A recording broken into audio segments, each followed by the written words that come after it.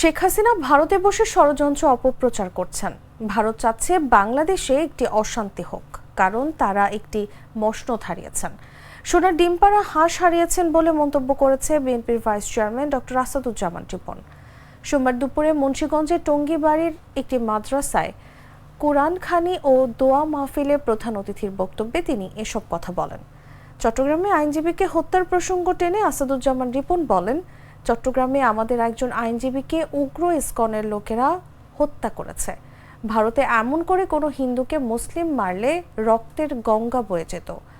অনুষ্ঠানে অন্যদের মধ্যে বক্তব্য রাখেন জেলা বিএনপি সদস্য সচিব কামরুজ্জামান রতন, টঙ্গীবাড়ি উপজেলা বিএনপির সভাপতি আলী আজগর রিপন মল্লিক প্রমুখ।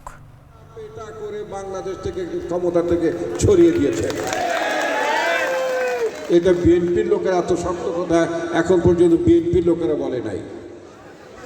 আওয়ামী লীগের পরিবার থেকে বলেছে তাকে ঝাঁটা পেটা করে বাংলাদেশ থেকে বিতাড়িত করে দিয়েছে।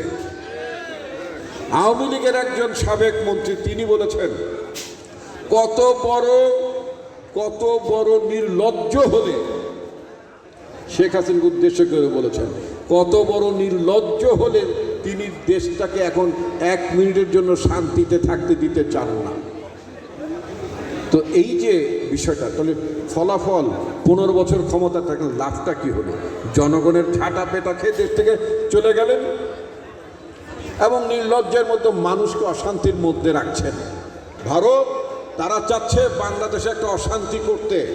এই কথাগুলো মুরব্বীদের সামনে বলছে এই কারণে যে আমাদের একটু সচেতন থাকতে হবে, আমাদের একটু সতর্ক থাকতে হবে।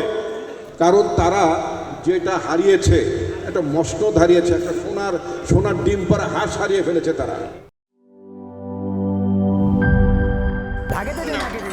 বলছিলাম না সস্তা তিন অবস্থা, এবার বুঝো ঠেলা।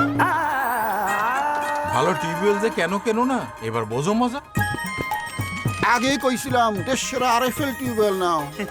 এবার আর ভুল নাই, আরএফএল ছাড়া উপায় নাই। অল্প চাপে বেশি পানির জন্য আরএফএল।